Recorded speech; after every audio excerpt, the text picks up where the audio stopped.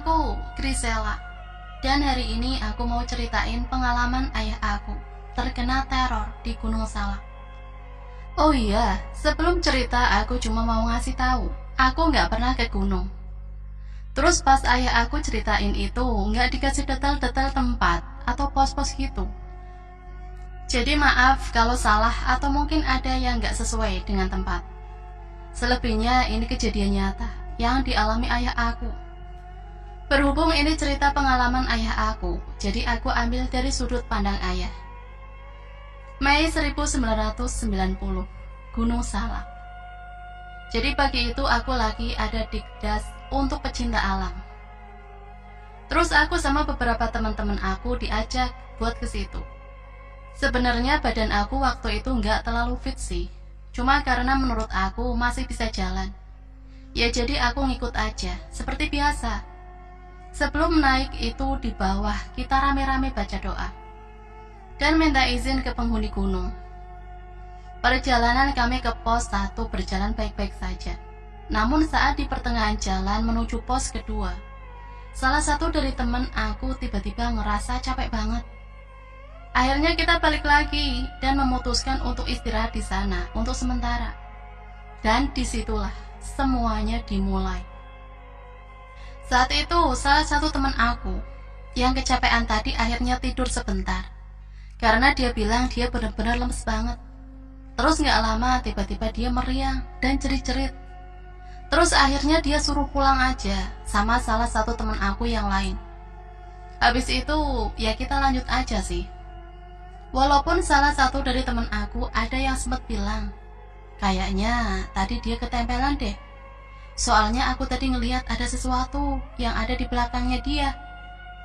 Aku dengar sih dia bilang gitu, cuma aku diam aja. Nah pas kita udah jalan beberapa menit menuju pos 2, tiba-tiba kita dengar suara peluit. Terus aku bilang, denger gak itu? Terus semuanya mengangguk. Dan karena ada suara peluit itu, akhirnya kita semakin semangat buat naik. Karena kita ngira udah deket. Tapi anehnya, pas kita naik, gak nyampe-nyampe gitu. Padahal kedengeran banget tadi ada suara peluit. Tapi kita lanjut aja. Nampak sampai akhirnya nyampe ke pos 2. Kita tuh nyampe ke pos 2. Nah kemarin kita berangkat agak siangan, jadi nyampe pos 2 tuh agak maghrib. Jadi ya udahlah kita netep di situ. Keluarga gaib. Sementara menunggu dan datang membawa kayu. Kita mutusin buat istirahat di tenda. Tapi waktu itu sih aku sama salah satu temen aku nggak terlalu capek. Jadi kita mutusin buat ngopi di luar tenda. Beberapa menit kemudian ada sebuah keluarga yang datang. 2 anak dan sepasang suami istri. Permisi, numpang duduk ya, ucap ibu dari kedua anak itu. Ya kita langsung mengangguk dong, lagian juga nggak apa-apa. Nah terus nggak lama temen aku ngajak ngobrol. Temen aku nanya, dari mana pak? Biar nggak terlalu canggung juga kan. Tapi nggak ada salah satu dari mereka yang jawab. Dan semuanya tuh cuma nunduk doang. Tapi cuma ibunya yang senyum ke arah kita. Dan senyumannya tuh lama banget. Ya karena nggak dijawab temen aku mikir, mungkin nggak kedengeran atau emang nggak mau ngomong. Terus tiba-tiba teman-teman kita pada manggilin dari tenda. Dan pas kita mau ngadep balik buat bilang, duluan ya pak, itu keluarganya udah nggak ada, kayak ngilang gitu aja. Tapi dari kejauhan gitu kita sempat ngeliat keluarga itu. Cuma itu serem banget. Tangan mereka tuh ada yang buntung. Terus kaki mereka juga ada yang nggak ada. Bahkan ayahnya itu ternyata nggak ada kepalanya. Ya terus karena ngerasa shock plus takut juga, jadi kita langsung buru-buru nyamperin temen kita. Nah sampai sana kita cuma ngobrol-ngobrol aja sih. Tapi anehnya si Dana belum balik-balik. Terus tiba-tiba si Daka bilang, weh temenin aku ke toilet dong bre. Dan akhirnya temen aku berlima bareng-bareng nganterin Dika nyari toilet. Saat nganterin Dika sih sebenarnya biasa aja. Paling si Dika ngomong-ngomong gak jelas. Dan sempat ke toilet, ternyata ada saung. yang letaknya tidak jauh dari toilet tersebut. Dan keluar dari toilet, si Dika kayak ketawa, lalu bilang, "Di situ tuh ada teman aku," katanya sambil nunjuk-nunjuk saung tersebut.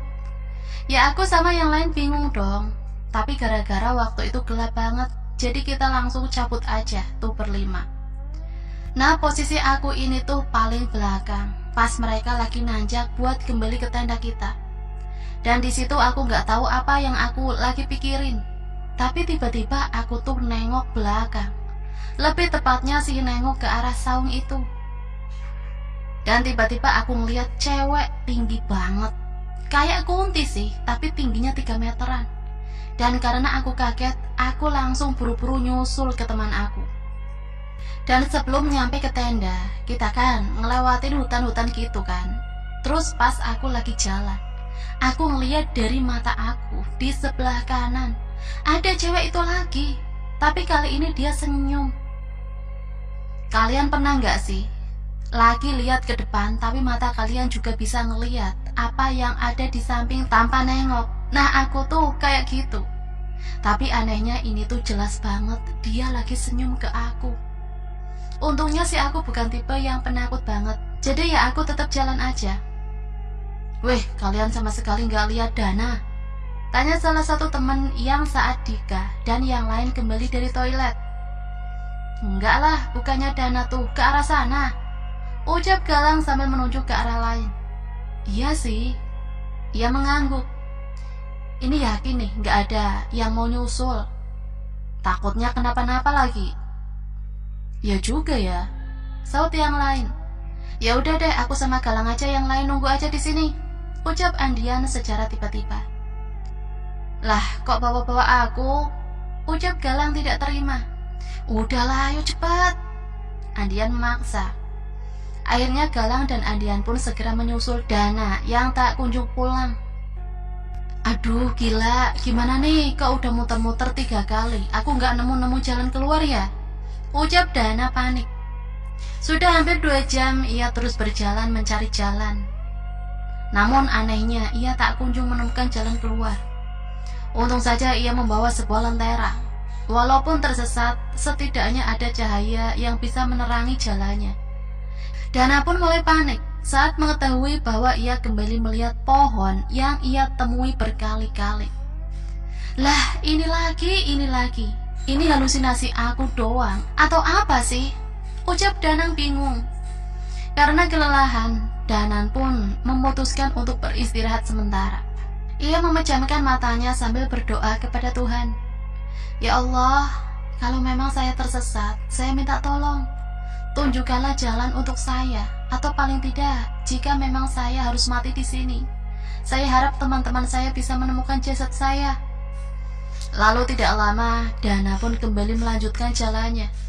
Dan alhamdulillah, tiba-tiba ia menemukan jalan keluar dan langsung bergegas untuk kembali ke tenda.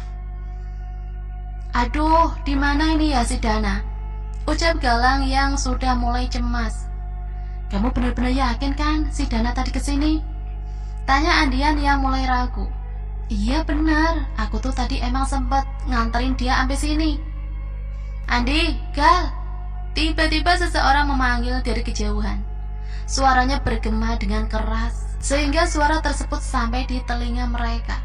Walaupun jarak orang yang melontarkan suara itu cukup jauh. Dari kejauhan, samar-samar mereka melihat 2 orang yang sedang berjalan kemari. Dana, alhamdulillah."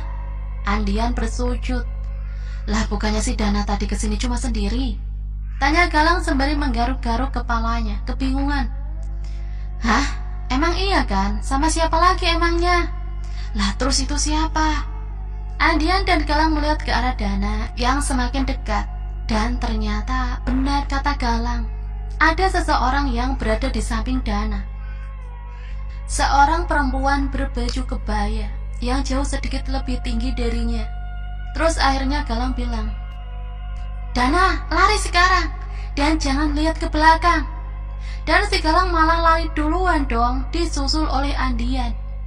Sebenarnya waktu itu Dana belum lihat di belakangnya tuh ada siapa. Cuma karena dia orangnya takutan banget, jadi tuh dia lari aja. Dan katanya sih, aku nggak tahu, kata temanku yang indigo, itu tuh sebenarnya pas mereka lari, mereka dikejar-kejar sosok aslinya, si perempuan gitu. Aku nggak tahu gimana wujudnya, tapi katanya serem banget. Bahkan katanya kalau aja si Dana nengok ke belakang, dia bisa aja pingsan waktu itu. Nah, setelah Dana, Galang, dan Andian pulang, itu sudah pukul jam 9 malam. Terus karena kita udah tenang, jadi kita mutusin buat tidur aja. Dan pas tidur, aku sempat kebangun beberapa kali karena suara ramai dari luar. Ki, Tono mencoba membangunkan temannya yang berada di sampingnya. Namun ia tak kunjung bangun. Padahal suara yang aku dengar tuh keras banget, kayak orang ramean gitu. Tapi gara-gara dia nggak bangun-bangun, ya jadi aku keluar sendiri. Aku nggak keluar dari tenda sih, cuma ngeliat dari dalam soalnya penasaran. Dan pas ngeliat keluar, emang nggak ada apa-apa, bahkan suasananya sepi banget. Dan tiba-tiba suara ramenya ikut hilang. Ya terus aku mencoba positive thinking bahwa itu cuma halu. Dan pas aku masuk, aku nggak tahu kenapa tiba-tiba aku ngerasa nggak mau nengok ke kanan. Dan pas nengok, wah, ada sesuatu. Aku ngeliat sosok laki-laki, tentara gitu. Gagah banget, cuma badannya tuh bolong dan mukanya kayak kebaret-baret sampai kulitnya robek. Karena shock, aku langsung buru-buru tutup tenda dan kembali mencoba tidur. Terus udah sih itu aja. Oh iya, dan nasib teman ayah aku yang pas awal berjalan tiba-tiba sakit itu. Dia emang sempat ketempelan dan dia sakit untuk beberapa hari. Untungnya sih dia selamat. Dan masih ada cerita satu lagi. Ini bukan cerita di Gunung Salak sih, cuma sama-sama di gunung. Kali ini bukan cerita ayah aku, tapi cerita temannya ayah aku. Jadi waktu itu teman ayah aku, sebut saja Anton deh, pergi ke sebuah gunung. Niatnya sih cuma buat main-main. Dan tiba-tiba sama penjaga gunungnya itu ditanyain pas mereka lagi mau naik ke atas. Ngapain kamu? Katanya. Terus mereka jelasin kalau mereka cuma mau main di sana. Kata penjaganya sih nggak apa-apa, tapi jaga omongan. Terus mereka pada iyain. Nah terus mereka tuh nginep di situ 1 hari. Tapi pas pulangnya, tiba-tiba tuh ada salah satu dari mereka yang sakit. Awalnya cuma 1, tapi tiba-tiba 2, terus 3, taunya 4, termasuk si Anton ini. Tapi sehabis mereka semua ke rumah sakit, mereka semua tuh dinyatakan meninggal. Tapi anehnya, meninggalnya tuh dalam hari yang sama, kecuali si Anton. Nah tapi kan si Anton ini sakit, cuma dia nggak meninggal. Tapi neneknya, jadi ternyata pas neneknya mau jenguk, na'udzubillah min zalik, neneknya ketabrak kereta dan meninggal juga. Tapi di hari yang sama juga. Nah terus pas teman-teman Anton dikubur, si Anton ini tiba-tiba mimpi. Jadi dia tuh lagi ada di gunung yang kemarin dia datangi. Dan tempat yang ada di mimpi itu tuh persis sama dengan dimana mereka nginep atau camping gitu. Terus tiba-tiba ada kakek-kakek pakai jubah gitu dan sebuah tongkat. Tapi tongkatnya tuh gimana ya? Kayak kayu tapi ada kepala ular. Dan di belakang kakek-kakek itu ada teman-temannya aku yang udah meninggal, atau mereka bertiga, termasuk nenekku. Terus kakek-kakek itu bilang, teman-teman kamu ini saya kunci di sini. Dan saking shocknya si Anton, dia tuh langsung kebangun. Tapi anehnya langsung sembuh. Tapi kata si Anton ini sebenarnya sebelum dia bangun, teman-temannya itu ngajakin dia ikut gitu, kayak ayo di sini aja, enak kok. Tapi si Anton tuh nolak dan lari, sampai akhirnya dia kebangun. Dan ternyata teman-temannya tuh dikunci gara-gara mereka tuh ngomong kasar gitu di sana. Tapi tetap aja ya, orang aslinya sudah nggak ada. Yang ada di sana tuh cuma jin yang menyerupai mereka.